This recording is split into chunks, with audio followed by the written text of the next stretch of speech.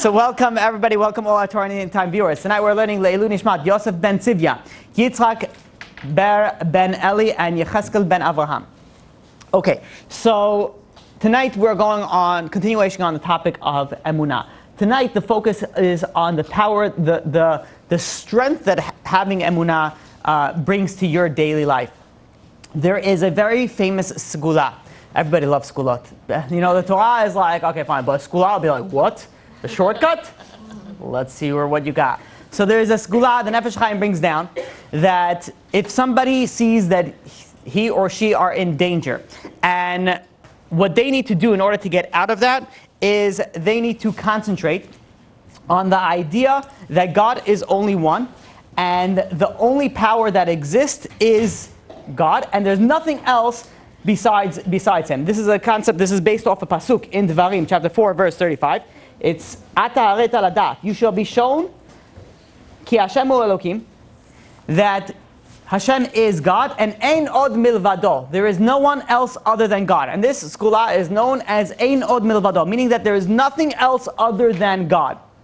Now, let me try to explain to you what the power of this segula is. There's a Gemara in Chulin, page 7b, that there was a certain witch that went and wanted to take the earth from under the feet of Rabbi Hanina ben Dosa.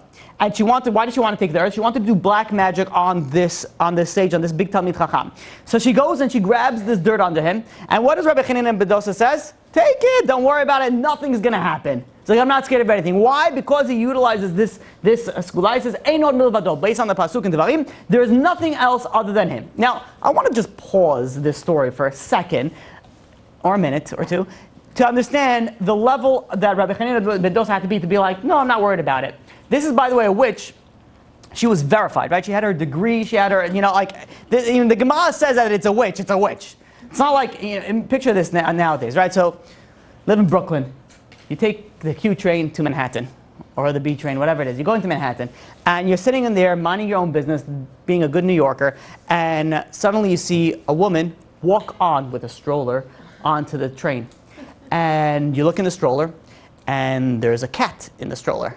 And you're like, okay. And then your eyes slowly look up, and you see that she has hair that's going this way. And she's wearing a witch hat, meaning the hat that says witch on it. And she has nails that hasn't been cut since the 16th century. She has a witch nose, and a pimple growing out of that nose. That's another nose.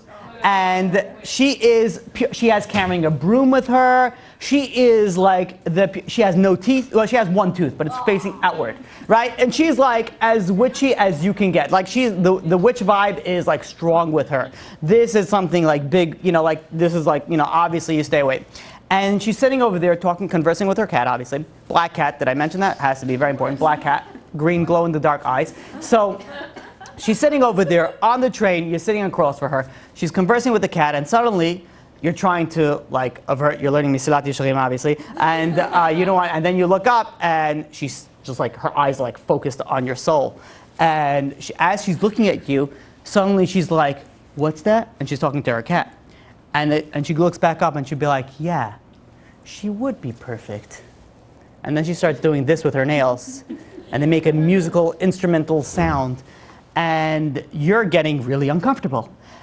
And she gets up from her chair, leaves the cat stroller, walks and sits down next to you, and just does this.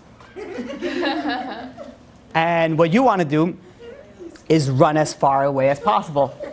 But you can, because it's an awkward situation. You don't know what to do. So you just sit there, heart beating 1,000 times per minute, not sure what you should do.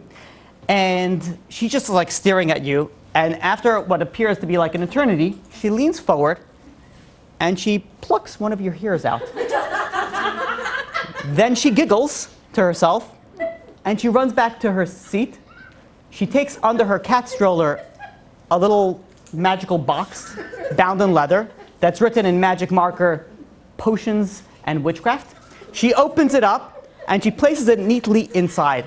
And then she closes it and then she smiles. Now, what would you do? Would you be like, well, this woman is crazy, I couldn't care less about my hair strand? Or would you be like, I would pull her hair. I want that hair strand back. You'd be like, give me back my hair. I'd be like, what do you care? Like, she's obviously, there's something going on upstairs, or there's nothing going on upstairs, depending how you want to define it. There's something wrong in the situation. But what do you want to do? Like, you want nothing else than like, just give me back my hair. Like, this is my hair. Like, who knows what she's going to do? And then she takes out another voodoo doll with like pins stuck in her, and she looks at you, and she looks at the doll. You're like, whatever it is, you want that piece of strand of hair down. Now, this is a hypothetical situation of somebody who is definitely not a witch. Right? She's definitely, she dresses the part, but you're not going to be nervous of her doing witchcraft and wizardry on you. Yet, you're nervous. You're like, okay, what's going to happen? Of course, my day is going to be bad. Of course, like, you walk into the office and be like, well, how's it going? Well, I was put under a magic spell, this morning. You're completely discombobulated your whole day because of this situation. That's a fake witch. But now look at what the Gemara. The Gemara says that there was a real witch. She went to witch school. She did the real whatever college, whatever the witchcraft and wizardry school that she went to, she did, and she got her degree, and she was known as a witch. And she went, and she started collecting the dirt under Rabbi Hanina ben Dosa's feet, knowing that this is the manner to do witchcraft and to do magic. And what did Rabbi Hanina ben Dosa say? Not going to work. Why? Ein od milvado. There's nothing other than God. Do you imagine the level that someone has to be not to be even worried about somebody that's real in witchcraft and wizardry? So the Gemara goes on and says, I don't understand. Witchcraft has power. They have the power to rearrange, the spiritual forces.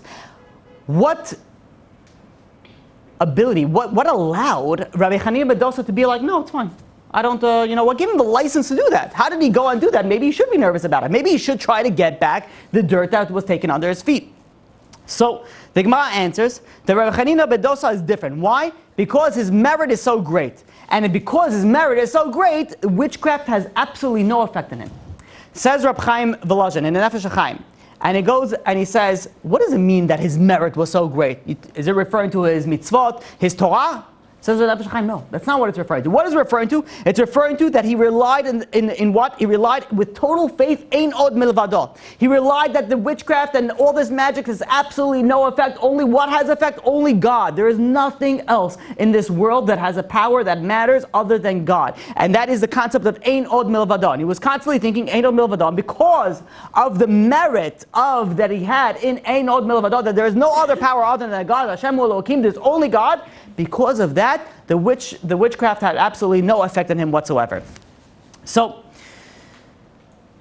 Rabbi Chaim goes, and he continues, and he says that a person has to implant this into his mind. He has to realize that he is completely, or she is completely dependent on God and nothing else. And when one does this, and one realizes that they're subservient only to God, then nothing else, no other force in the world has that power or the ability to affect this person. There's a story about the Brisker Rav that he lived during the Holocaust, during World War II, and in 1940 he lived in Warsaw.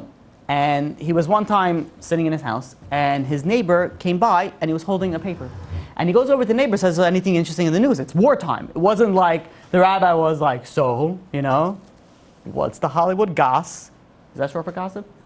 I don't know. Okay, what's a Hollywood gossip? Well, the rabbi couldn't care. I don't know why I looked at you, I'm sorry. So the rabbi wasn't like, was interested in the news. He wanted to know, like, there's war right now. We have to know, we have to prepare. Do we go right? Do we go left? Do we stay? Do we leave? So the neighbor says, nothing new. And the rabbi got a glimpse on the paper and he said, wait a minute. And he grabbed the paper and he says, it says over here that Russians had relinquished the control of the city of Vilna, and they handed it over to Lithuanians. He's like, this is tremendous news, and he was on he told everybody, and he went, and he with his family also. He says everybody has to go and move to Vilna. This is where it's going to be safe. This is where you have to go. So he goes and he hires transportation to get from where he was in Warsaw to Vilna. It was 3-day travel, and it was very dangerous. It was completely surrounded by German guards, and obviously we knew what Germans would do if they found Jews. And he decided the risk is worth it. He needs to go. And he goes and he starts traveling from Warsaw to Vilna. 3 days, they're sitting in the back of this truck with a bunch of people covered in like a tarp. And nothing happens. No Germans stopped them. Everything is going completely amazing, completely great.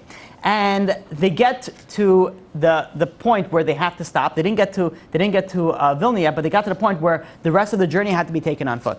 So they all got out and they start walking on foot. As they're walking on foot, all of a sudden German soldiers come up from them and they see, the Brisker Rav, if we can call it, looked very Jewy. Yeah, he had a beard, he had peot, he looked like a Jew. So they go and they surround him and says, Jude, where are your weapons? And they started to cause problems. And all of a sudden they noticed that the Russian soldiers were coming from the opposite directions, so they all of a sudden immediately just got up and they left. And the people around them said, thank God that these Russian soldiers came, and because they didn't want to cause any problems between the Russians and the Germans left. Says the Brisker Rav, says it's not why they left. He said that for 3 days, he says, the Brisker Rav says, I knew that I'm putting my family in extreme danger traveling from my town to Vilna, from Warsaw to Vilna. He says, but what I did the entire 3 days is I focused on this gula of Ein Od Milvado from the Nefesh HaChaim. I constantly focused that there's nothing else other than God. And then, for 3 days, constantly I was doing it. And then my mind slipped for a short period of time. And that's exactly when the Germans came, when my mind left this skula. And what happened, as soon as I saw the Germans coming, suddenly I began working on the skula again. As soon as I started working on the skula again, the Germans left. It wasn't had to do anything with the Germans, it wasn't had to do anything with the Russians, it had to do with the skula of Ein Od Milvado. And it says, the Brisker Rav says, where did I learn this skula from? I learned it from my grandfather, the Bet HaLevi. He says that in the story of the Bet HaLevi, he goes and he says that one time somebody came over to him and he had a store that was selling contraband, things that were not allowed in that area. And the soldiers were very particular. What they did was they went in the store section, call it a King's Highway or Avenue M or whatever it is, like the store section. They were going from store to store to store to store to see if anybody has contraband. And they went from store to store, and this person saw that they were coming, and he got very nervous. He ran over to the Bet HaLevi, and he says, they're coming over to my store. I have contraband. I don't know what to do. So the Bet HaLevi took him into his office, and they closed the door. They were there for a half hour until the family members of the store owner came over, knocked on the door of the Bet HaLevi, and says that somehow, miraculously, they skipped over our store. They went to every single store and they skipped over our store. So the Bet HaLevi and the store owner comes out, and the family members go and explain, says, we were watching them. And they were going one store after another store, after another store, after another store.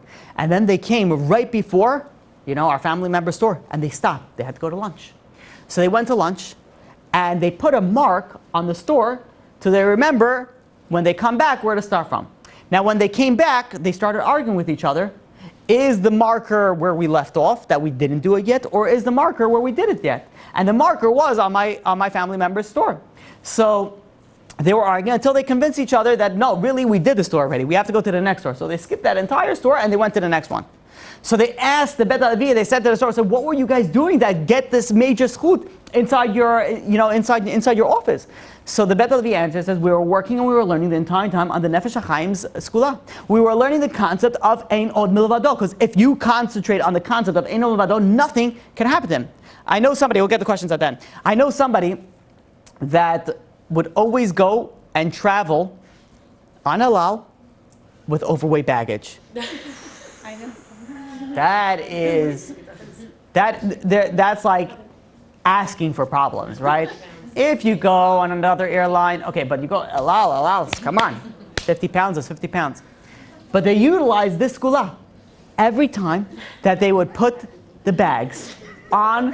Look how practical it comes. They would put the bags, I don't know, again, you're going to start balancing 50 pounds on your foot. Like they don't realize it. Come on, they're dealing with Jews. They know all the tricks.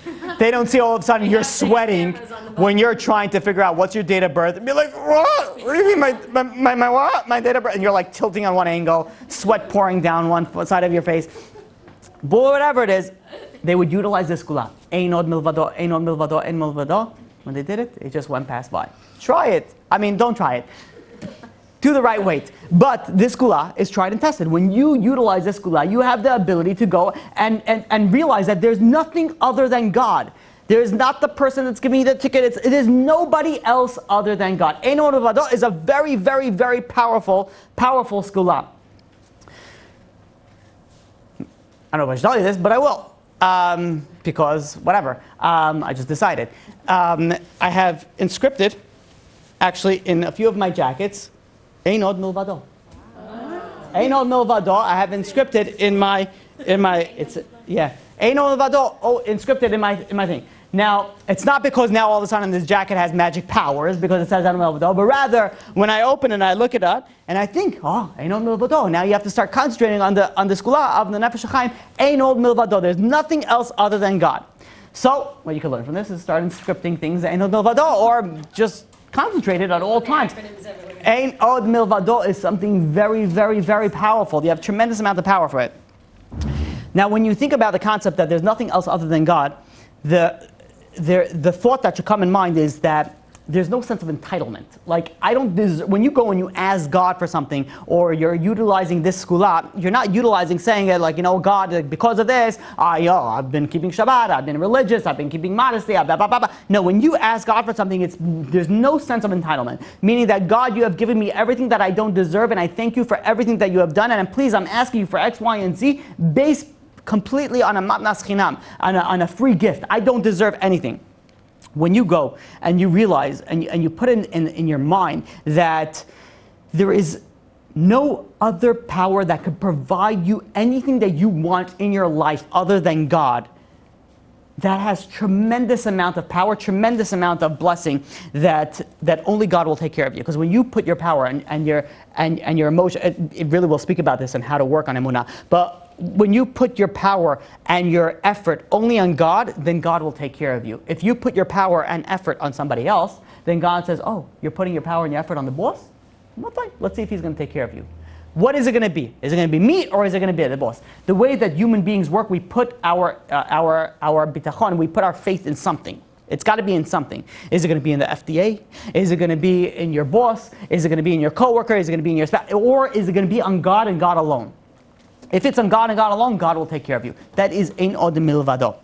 The Ramban, Nachmanides, says that if we strengthen our trust in God's kindness and we pray, then we will certainly be rewarded and Hashem will come to our aid. Now, the question is asked, so what extent can we utilize this? Can we utilize this only for like when we're in danger? Can we utilize the power of Emunah b'tachon maybe only when we need it? But what about, if not only when we need it, but what about for like extra things? Like, let's say luxurious things. Can we have Emunah b'tachon for luxurious things, things that we don't necessarily need? So this was a machloket that was that was between the Rashash, Rabbi Shmuel Strashon, and Rabbi Yisrael Salanter. Now they each held a different opinion. Rashash said that you cannot get something that wasn't predestined for you from God. Like if it was like you, that's what you're supposed to get. Rabbi Yisrael Salanter says, no. The power of Emunah and Bitachon works that you can get whatever it is that you want. Even luxury items you can get. So they were arguing, the machlok is back and forth, two tzaddikim. What is it? Is it going to be this way or is it going to be that way? So what is the way to settle this argument? And this is only something that big tzaddikim can settle. It says, let's do an experiment. So they said, fine, let's do an experiment. So the Rashash goes to Rabbi Yisrael Salanter and says, listen, you think that you can get whatever you want with the power of Emunah b'tachon. Think that you want to get a gold watch. This is you going back quite a few times, where gold watches wasn't just produced by Casio and whatever, well, Seiko, whatever, however you pronounce them. So he said, fine, deal, let's do it. He started concentrating. He started working on his Emunah b'tachon that he wants and he needs a gold watch. And a few minutes story. This is the story that is told. This is Rabbi Yisrael Salanter and the Rashash. This is not a story that you hear about like Rabbi X and Rabbi Y. This is Rabbi Yisrael Salanter and the Rashash. There's a few minutes go by, there's a knock on the door. And all of a sudden someone walks in and he says that I just came from Konigsberg and I saw a beautiful gold watch and I thought, wow, this would be perfect for the rabbi. And he goes and he hands over a gold watch to Rabbi Yisrael Salanter. Now, if you were in this story, what would you be? You'd be like, your jaw will drop down, your tongue will roll out like a red carpet, and you wouldn't know what to say. It would be like unbelievable. What? You have two gedolim, what do they go? They'll be like, oh, I guess you're right. I guess it works. That's what the Rashash goes to Rabbi Salanter. Yeah, here it is. Here you see the power of Emunah and Bitachon that you're able even to get. I don't know what I just said. Even luxury items. And that's not only that, there's also the Gemara in Ksubot. Page 67b. There was a poor person who came over to Rabbi for a meal. And he begged him, please, can you feed me? I'm hungry. And Rabbi says, what are you used to? By the way, if you stop the story right there, look at only Rabbi. You have a poor person comes, knocks on your door and says, can you have some food? What is the first question you ask? What do you usually order from? Is it Carlos and Gabby's? Is it, is it reserve cut? Like, what is it that you prefer? Like, usually be like, okay, let me look in the fridge. Whatever I have, that's what you're going to get. What did Rava say? Rava said, no. He says, okay, what are you used to? He's like, I'm going to give you what you're used to. So Rava says, what are you used to? What did this poor person say? He says, I'm used to fattened chicken and vintage wine. That's like a high-end reserve cut meal. And he's like, Rabbi says, oh, really? Fattened chicken and vintage wine. He says, aren't you nervous that you're going to become a drain to the community? You go around asking for such expensive food? So what did the poor person answer? It says the Gemara. It says it's not the community that's feeding me. It's God that's feeding me. And he quoted a pasuk in Tehillim, chapter 145, verse 15. It says, all eyes are to you, hoping what? That you give them the bread when they need it. Meaning that people get their money, people get their panasah, people get their food when they need it. It's not the community that I'm looking for. It's not anybody else. I am collecting from God. God is the one that provides me for my meal, and God is the one that's going to provide me for my meal right now. As they were discussing this, there was a knock on Rava's door. And who comes in? Which, by the way, is another lesson you learn from here. Rava wasn't conversing with this poor person by the door front. Rava, he welcomed this poor person inside his house. And who comes in now to his house all of a sudden? Rava's sister that he hasn't seen her in 13 years. And she comes bearing gifts. What gifts do you think that she's bearing? Fattened chicken and vintage wine. And Rava goes and he says, wow, this is a sign from God. And he shares with the poor person. He says, obviously it's for you, it's in your merit. And he shares the poor person the power, the fattened chicken and the vintage and the old wine. Says the Madregas Ha'adam. We learn from this story in the Gemara, this is proof that not only that if you have Emunah b'tachon, that God will give you all that you need, but also extra stuff like fattened chicken and vintage wine. Here we see that b'tachon works even for people that are unreasonable, even for people that make demands that make absolutely no sense. Even that is the power of Emunah and Bitachon. Do you understand? People think, well, you're learning about Emunah, Bitachon, okay, it's going to help you in the next world. No. This is going to help you right here, right now. You have the power to get anything that you want with the power of Emunah and Bitachon. In fact, the Midrash goes, the Midrash Tehillim says that Hananiah, Mishael, and Azariah, and it's also if you look in Daniel, chapter 3, verse 28, it says that Hananiah, Mishael, and Azariah, they were saved from Nebuchadnezzar, merit of what? Merit of their bitachon. And you go and you look at Daniel, also chapter 6, verse 24, that Daniel was saved from the lion's den, if everybody knows the story. What was he saved in what merit? In the merit of his bitachon. That was the reason that he was saved. There was a story that there was a rabbi which had 4 young children. And suddenly he started feeling sick, he started feeling weak, he started feeling nauseous, he started feeling pain. And he went to his doctor, and his doctor ran some tests, and they came back and says, listen, it doesn't look good, I need to send you for more tests. And they sent him from one test to another, until they finally came back that this young rabbi, 4 children, had an advanced stage of lymphoma. And doctors told him there's only so much that we could do. This story happened in Israel, and there's a certain askan, there was a local medical referral expert by the name of Rabbi Führer. And he went, and they called him up. The family called him up and said, listen, you got to help us. Give us a top experts. They told the situation. There's a young rabbi with 4 children at home, the young wife. He says, there's something that needs to be done. And this askan, this medical referral expert, went and started making phone calls to get all the top specialists in the country. And they went and they started meeting with the top specialists, and one specialist after another said, listen, we're sorry, we don't know what else to tell you. He says, your husband doesn't have that much left to live. And they gave him a few weeks left to live. And not only that, they went and they said that to do another round of chemotherapy or radiation is not going to really help him. It's something that could actually, just make him go through a bout of suffering, and there's no really point of doing that. And this is the news that this young couple just received. And they go and they call Rabbi Führer and they say, listen, he says, you took us all to all the specialists. He says, can you do us a favor? This is when Rabbi Eliashiv was still alive. He says, can you set us an appointment with Rabbi Eliashiv? He says, we need to speak to him. So he goes over and he says, listen, it's Friday afternoon. So I understand you just got the news, but he says, Rabbi Eliashiv doesn't see people Friday. Let me make a few phone calls. Let me see if he'll be able to go and meet with you guys. 20 minutes later, they're sitting in Rabbi Eliashiv's standing room table. And they're explaining the entire situation, what the doctor says, and how they went from this doctor and this doctor, and the doctor says they don't know if there's any point to do any more treatment because it seems like there's no more hope. And this is how this asking Rabbi Fear is going and explaining to Rabbi Eliashiv. And Rabbi Eliashiv is listening, he's nodding, he's thinking, he's concentrating. Finally, he goes and he says, listen, if the doctor said that there's nothing else that can be done, there's no point to follow any more treatment. The husband and wife were sitting present during this meeting, and they were silent. Suddenly, the wife spoke up, and she goes over to Rabbi Eliashiv and says, Rebbe, says, from what you're saying, you're telling me that in a few short weeks, I am going to be a widow, and my children are going to be orphans.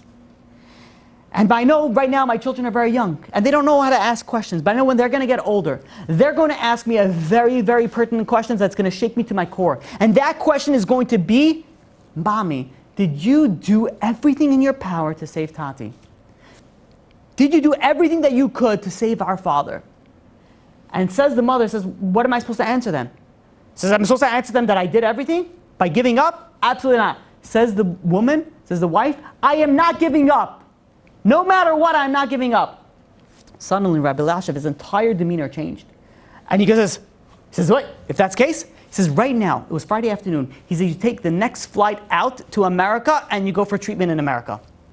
And he told the sick person, which is the rabbi, and the Rabbi Fear, the Askin, the one that was negotiating between all the doctors. He says, both of you go. It's pikuach nefesh. You go and you fly on Shabbat if you need to. And they took the next flight out, even though it wasn't on Shabbat, and they flew to America. And he was entered into Sloan Kettering, the medical, the cancer center. And they went through, and he was rushed into surgery. And a few short weeks later, he was given a new lease on life. He was in recovery, but he was giving a new lease on life. And a few weeks after that, he was flying back to Israel. And when they came back to Israel, they started, there were, once everything is like rushing and going through, you can't stop for a second and be like, wait a minute. When we went to Rabbi Eliashiv, we went to the greatest rabbi in Israel. We went and we first told him the situation, what happened. He said there's nothing to do. All of a sudden, within a few short words, he just changed his entire demeanor and he says, now you got to fly to Israel. So why?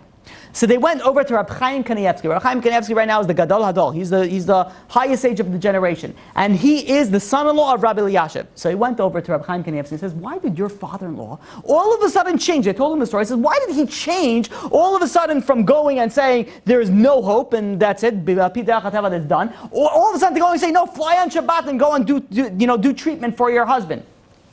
Says Rabbi Chaim Kanievsky, he says, when you guys went and you came over to my father-in-law, and you said, according to nature, there's nothing left that we can do. That's what you told him. So he said, you're right. According to nature, there's nothing left that we can do. But all of a sudden, your wife stood up. And your wife said, I am not giving hope.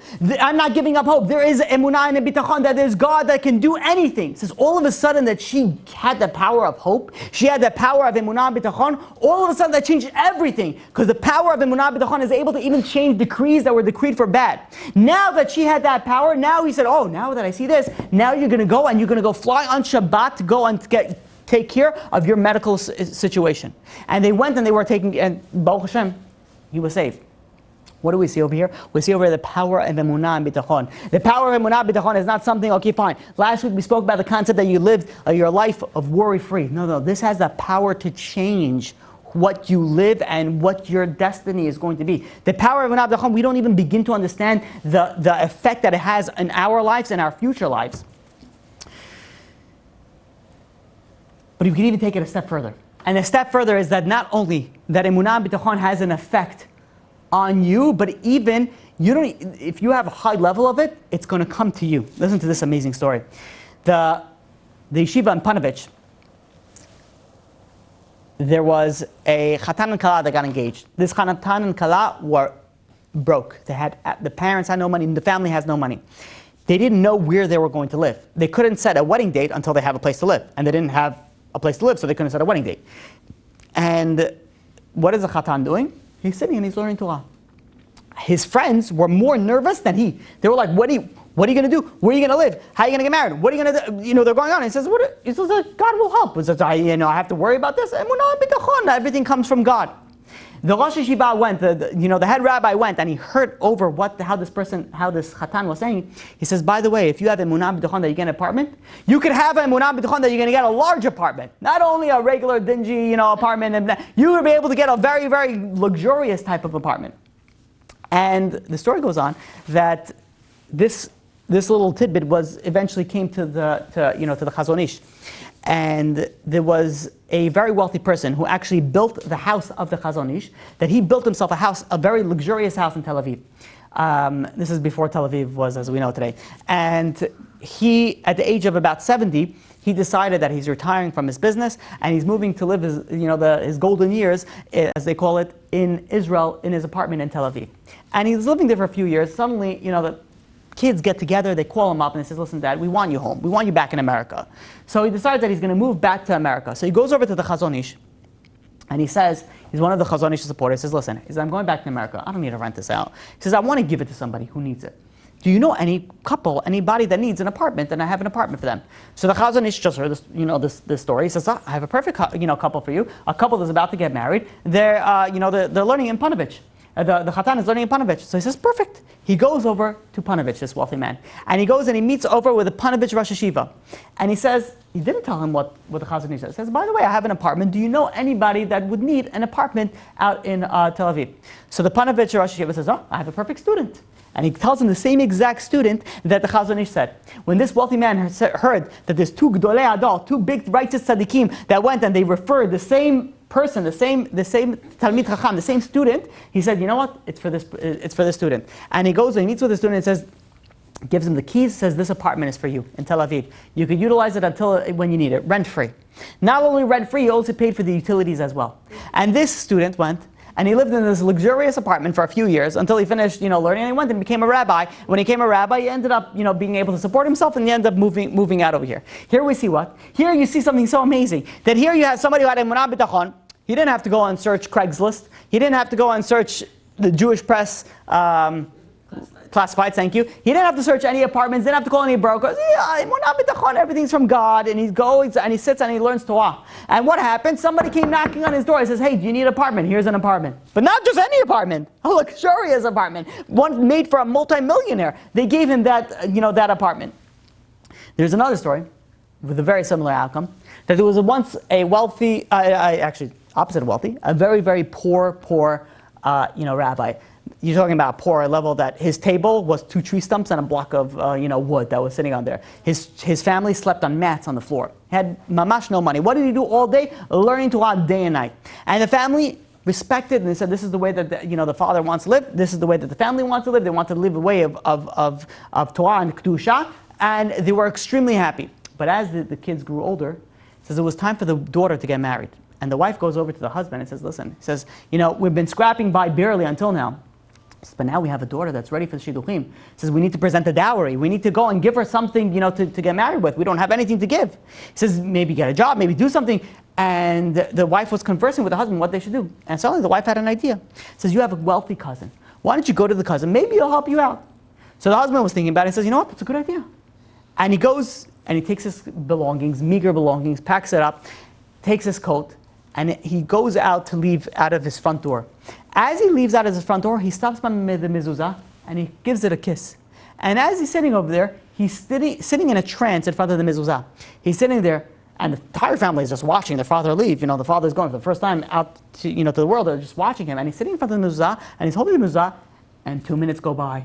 And by the way, when things are a little bit awkward, every second feels like a year. 5 minutes go by, 10 minutes go by, 15 minutes go by, he's still sitting over there. Finally, he gets out of his trance. He takes the hand off the mezuzah, gives it a kiss, and he closes the door, takes off his coat, goes back to sit by his Gemara, and opens up like nothing happened. His entire family is looking at him like, what just happened? Like, what's going on over here? And the wife goes and says, what's going on? Did you forget you were going the other way? Like, you're going that way. And the rabbi goes and explains, says, listen, he says, I went up, and I was thinking, the Gemara says that you're supposed to go and pray God before you go out to a journey. And I was thinking of I'm going to go. I'm going to go to my wealthy cousin. Maybe he'll help me. Maybe he won't help me. 50-50 chance. says, I'm going to risk all my learning Torah for a 50-50 chance. Here I'm going, I'm kissing the mezuzah. I have a Father in heaven who is so wealthy. He has everything. He says, why do I have to go and travel so far out to go and maybe for a 50-50 chance get some money for my daughter's wedding? He says, I have my Father in heaven. I go, I ask my Father in heaven, can you please help me out? My Father in heaven for sure will help me out. And he goes and he continues learning Torah. A short while later, there is a knock on his door. And there's a nobleman, a parts, comes in, and he says, listen, I'm going and I'm traveling. I have a few valuables that are very, very valuable. And he says, I don't want to leave it in my house. I know it'll get stolen. I want to give it in you guard it. You take care of it. And I'll pay you for it. And he paid him handsomely for him guarding it. He says, if anything, God forbid, happens to me, it's yours to keep all these valuables.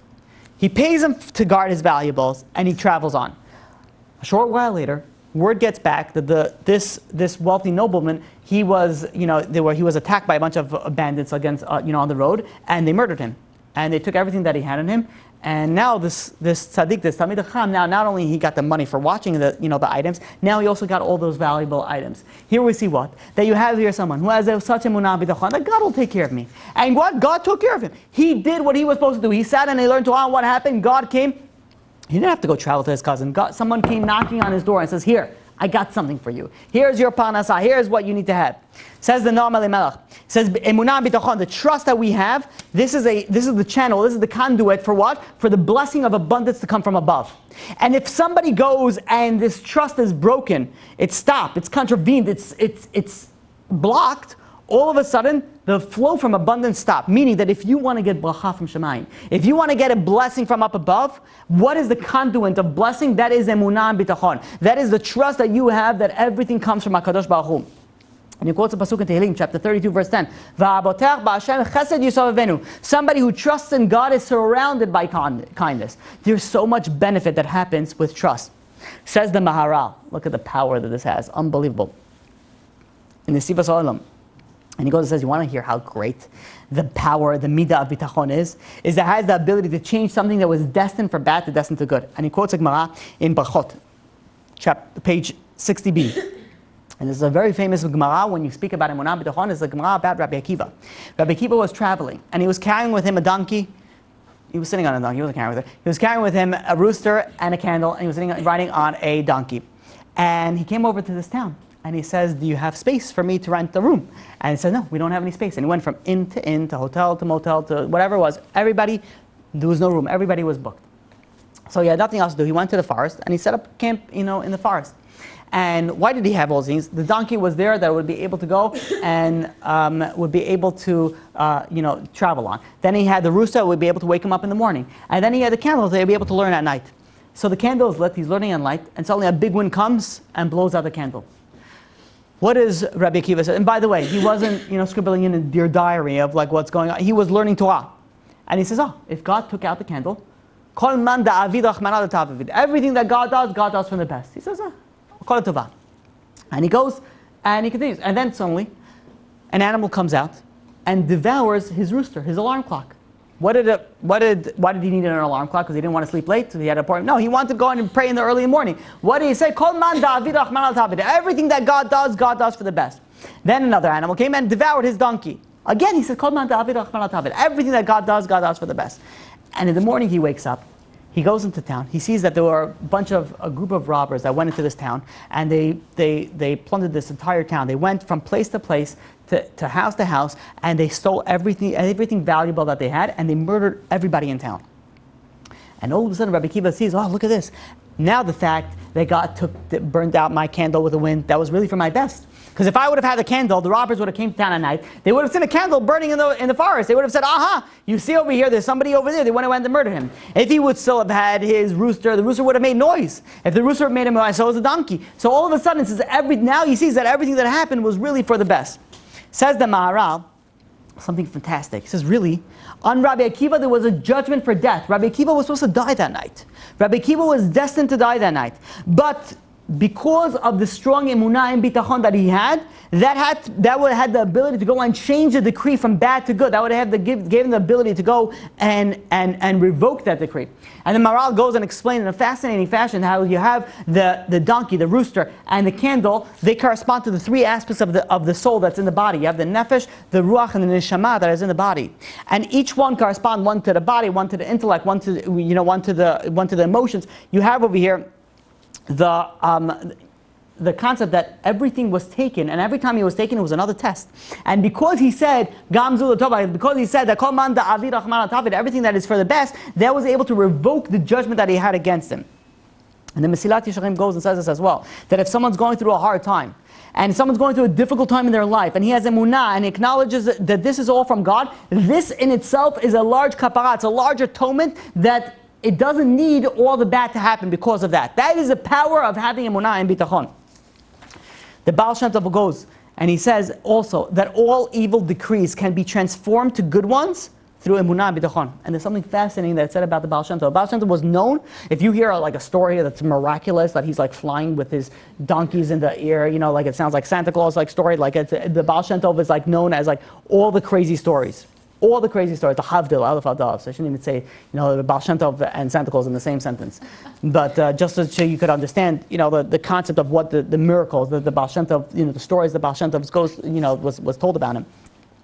They say about the Baal Shem Tov, how he was able to get all these miracles? People think Kabbalah, he was able to have such a... It's nothing to do with Kabbalah. The Baal Shem Tov was able to reach all the levels that he reached and all the miracles that he was able to do, utilizing his emunah. It was the power of emunah, and he instilled this upon his students as well. That is the power of causing miracles, the power of having emunah and bitachon.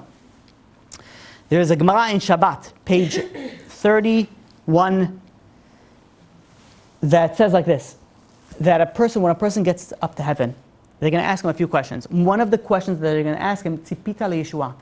Did you anticipate salvation? Meaning, did you realize, that God is going to save you? Yeshua Hashem ke'elef ayin. The ability of God is saving you is in a blink of an eye. A person can be in the worst situation and God could save you in the blink of the eye. You're in the most, you're a depressed situation and God could change everything. Did you anticipate that? Did you anticipate God saving you from your situation? The Beis Halevi goes and he says that it's not enough to believe that it's going to happen. We have to anticipate it. Meaning that you have to, not only, there's a difference of believing and anticipating. Anticipating is like, okay, when am I cashing my check? No, like I hope that I'm going to win. No, when am I cashing it? And what am I making it out to the charity, whatever it is. Okay, so, Rabbi David Asher goes and brings down a crazy story that happened to Rabbi Yisrael Brug.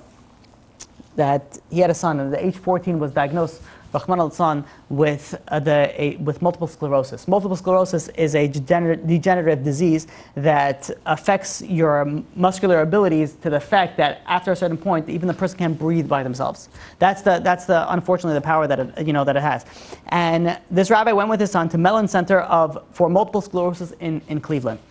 And his son asked the rabbi one of the most difficult questions that a child could ask a parent. He says, Daddy, does this mean that I'm going to die young? And the father says, my whole life I've been working in emunah bitachon, and everything comes from God. And even though if there's treatment, we have to do our ishtadlut to do the treatment. But if there's no treatment, then we know that everything is in God's hand.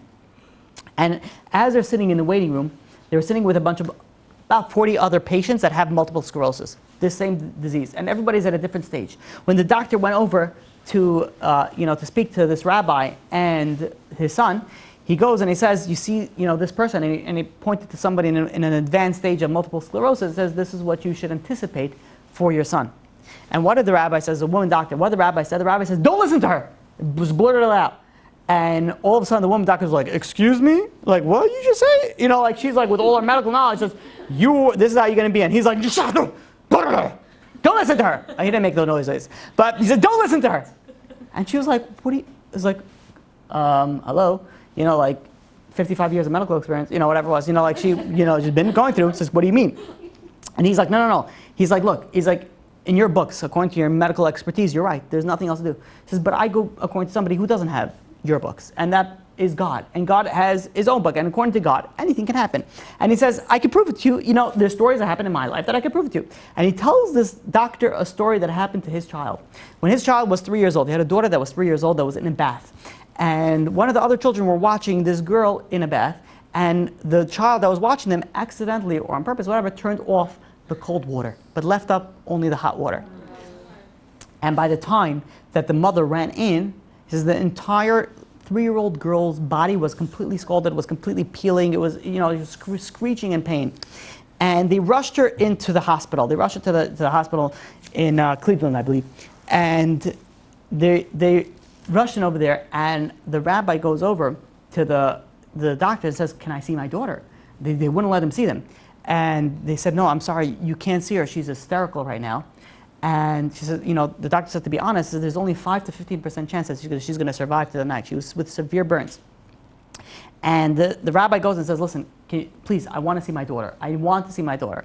And they let him in to this room where this little girl is surrounded by 11 doctors. She's screeching and screaming on top of her lungs, and they're trying to calm her down so that they'll be able to go and give her some treatment. And nothing is stopping. And finally, the father goes over to the daughter, and her name was Devorah, and she says, he keeps on saying her name, Devorah, Devorah. He says, "Tati is here, Daddy is here." He says, "Look into my eyes, look into my eyes." And it took a few seconds, but suddenly the 3-year-old looks into her father's eyes, and the father is like calming her down, says, "Relax, everything is going to be okay." And because of that, the doctors were able to go and treat her. Miraculously, she survived that night.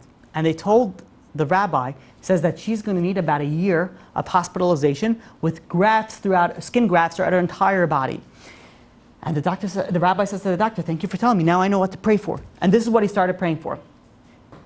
And the rabbi says, 3.5 weeks later, my daughter and I left the hospital with only one skin graft on the bottom of her foot. And he goes and says, and the head of the burn unit over there, by the name of Dr. Bob Birding, comes over to me, and he says, "I've never been so humble in my life." He says, "I've never seen this in my entire life, of a girl going from where she went to where she is right now." And this is the rabbi telling over this story to this head of the multiple sclerosis, in the hospital. And the story goes on that the way that you're able to tell the severity of the prognosis and the diagnosis of multiple sclerosis is depending on how many white spots are on the spine. And when this teenager got tested and he was diagnosed with multiple sclerosis, he had 6 white spots on his spine. 6 years go by, he keeps on getting tested. There is still only 6 white spots on his spine. When the story was written, this young man was married with children, without dealing with anything. This is the power of Emunah and Bitachon. This is the power that you have. Obviously, they were praying and they were, obviously getting close to God. But this is the power that you have with Emunah and Bitachon. Many people go and they think in their life, there will be so much I would be able to accomplish if I had certain people backing me, if I had certain rabbis backing me up, if I had multi-billionaires backing me up, I'll be able to accomplish so much in life. If we only realize that we have God backing us every step in our way in our life. There's a story brought down in the Gemara in Tanit, page 19b. There's a story by Entitlement ben Gurion, that this is during the time of Sukkot, and people came, they were making their way toward the Bet HaMikdash. And there was a drought that year, there was no rain. And Entitlement ben Gurion goes over, he was a very wealthy individual, very righteous, wealthy individual, and he goes over to a very rich Roman nobleman that was living also in Eretz Yisrael. And this rich nobleman had 12 gigantic cisterns of pure, clean water. He says that all these Jews are coming to Yerushalayim, they're going to need water to drink. So he goes over to this rich nobleman and he says, lend me your 12 pitchers of water. He says, when you lend me these 12 pitchers of water, I'm going to be able to feed the Jewish people. And he says, and I'll fill it up by a certain date. And if I don't fill it up by a certain date, I will give you 12 talents of silver for each cistern, which is like an exorbitant amount of money. And this nobleman says, that's a crazy deal. He says, fine, no problem, done. And he goes and he gives them these 12 cisterns of water. And the entire Jewish people go and they drink the water. They're forever grateful. They're having an amazing time. They're grateful to Entitlement. They're grateful to God.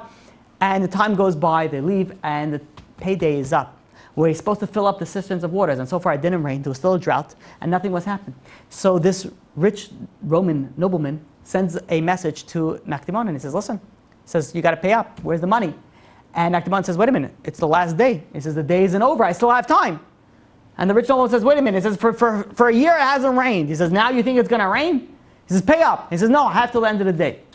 So he goes and he leaves. And midday, there's another message that goes from the Roman nobleman to Entitlement. And Entitlement says, it's half day, I still have time. And he goes a third time, closer to the end of the day. He says, I still have time. Now, Entitlement goes over to the Bet HaMikdash. And he goes and he starts praying to God. And what does he pray to God? He says, I didn't make this deal with the Roman for my personal honor. I acted solely for your honor. And in the merit of that, please give us rain. Give us the ability to fill the cistern so I don't have to pay. And suddenly, there was big dark clouds that came over Yerushalayim. And it started a torrential downpour. That not only that his cisterns was flowing with water, but it was overflowing with water.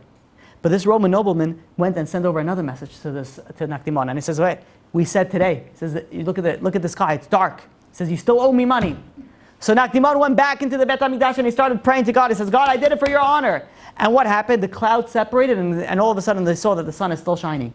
And the sun is still shining. Now what did Entitlement go? And Entitlement says, wait a minute, you got more water than I gave you. Pay it back. He says, now you owe me money. So what says the Alter of Nevadik? What do you learn from this? He says that, where did Entitlement have this power to go and stop the, all of a sudden make it rain? Or where did he get it from? Says the Alter of Nevadik, this came from the power of his bitachon. The power that he had, that God has the ability to do everything.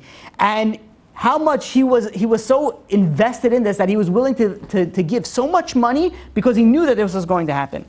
Now that the question is asked, that if he was so confident that this was going to happen, then how come he waited until the final last minute to go into the Bet HaMikdash to pray? He should have prayed earlier, or he shouldn't have prayed at all. Either way. So it says the Alter Nevadik that really, he knew that it's all in merit of his bitachon. But then he started thinking, he says, wait a minute. He says, this nobleman came to me 3 times. He says, maybe the reason why it's not raining right now, the reason why this water is not being filled is because I'm confident in my bitachon. Really, I think, in merit of my bitachon, this is going to rain. So that's why he goes over to the Bet HaMikdash and he started praying that it's not in my merit. That's what specifically he said, not my merit I did this for you, I did it for your merit, HaKadosh Baruch Hu. And because of that, suddenly he had that prayer. He changed his mindset. All of a sudden, this was a torrential downpour and that came down. This is the power that not only he was able to procure blessing of rain, but he also worry-free. He wasn't even worried about this. I'll finish off with my final story that there was a Talmid Chacham in Switzerland that was always learning Torah, didn't work, constantly learning Torah, but he kept on having children, one after another. And as he had children, the expenses started to tighten, and people started thinking, hey, you have another child, you not have a child. So but he was like, we have to do what we need to do. Emunah and bitachon, everything has to do. He had his 13th child, and his wife was like, maybe you need to work, maybe you need that. They were conversing with it. He ended up staying and learning Torah. And they didn't know how they would support 13 children while he was sitting and learning Torah. Suddenly he gets an envelope, a letter in the mail from a lawyer's office, telling him he has to come to court. When anybody gets something that you have to come to court, they're like, oh my gosh, I have to come to court. What's it going to mean? Like, what did I do? Did I drive? So I think he comes to court, and they're reading the will of a certain Mr. John P. Klabardi, if I'm pronouncing his name right. And he's like, what does it have to do with me, this will? He couldn't understand it. And he reads the will, and this Mr. Klabardi, he did not have any children. And he was a very wealthy individual, and he wanted to give a certain amount of his fortune to the largest family in Switzerland. And because he had 13 children, the 13th child, that made him the largest family in Switzerland, and he was given an inheritance of a few $1 million. So here you see somebody that goes and just follows what they need to do according to Emunah and Bitachon, according to God. God will take care of you. That is the power of Emunah and Bitachon. Even the things that we don't realize, that we think is bad for us, has the power to have tremendous good. There was, I know I said a really final story, really. There was a person in Israel that was bitten by a poisonous snake. And he was treated by a specialist in Ramat Gan. And the doctor comes out afterwards, and he tells him, I did not believe in God until now. He said, this poisonous snake, he says, he injected poison into you, and because of that poison, that killed, this person had cancer. That poison killed the cancer in your kidneys. He says, so then he says, do we know what's good for us? Sometimes we see what's bad, sometimes we don't know nothing. What we are required to do is have emunah and bitachon, that everything that happens in our life is because of God, and everything that happens is the power of God. And there's only one thing that you need to do, and that is right here. Emunah and bitachon, ein od milvado. There is nothing else other than God. The only thing that you have to worry about, the biggest skula that you could have anything in your life, is realizing that everything that you want is in your palm of your hands if you have the emunah and bitachon of ein od milvado. Nothing can harm you, nothing can hurt you if you have the emunah and bitachon of ein od milvado. Wow. Any questions? Yes. I have a few, but I'll start with, isn't there a concept of not relying on innate? Right. And I think that's everyone's question. Yes, and that's a great question. Can we rely on a miracle? And the answer is No, we're not supposed to rely on a miracle. Oh, but then how are you going to rely on this? When you rely on Emunah and Bitachon, that's not relying on a miracle. That's the merit of you relying on Emunah and Bitachon gives you the power to have that miracle. And B'ezrat Hashem, I want to speak about this concept. So I want to speak about it more in depth, B'ezrat Hashem, in the coming classes. But the merit of having Emunah and Bitachon is obviously you need to do your Ishtadlut. And we're going to speak about Ishtadlut. You have to do what your effort that you need to do in this world. But after a certain point, it's all in God's hands. And once you put it in God's hands, that's no longer a miracle, because just like God can do anything natural, God can do anything miraculous. God, just like the vinegar, just like the oil light, so the vinegar light. So there's everything that happens only in God's hand. But it's actually a question we'll speak about more in depth, B'ezrat Hashem, in the future classes. You just have to know like where that Balance. Very good. We'll speak about that, B'ezrat Hashem, also in Ishtadlut versus effort. What's the practical way to get it this next class? Well, how to work on it, we're going to B'ezrat Hashem, not in the last class, this is still in the introduction. We have a few more classes just on the introduction of Emunah. B'ezrat Hashem, once we finish the introduction of Emunah, then we can figure out how to work on Emunah. Good? Good? Beautiful, amazing. Chazak u'baruch.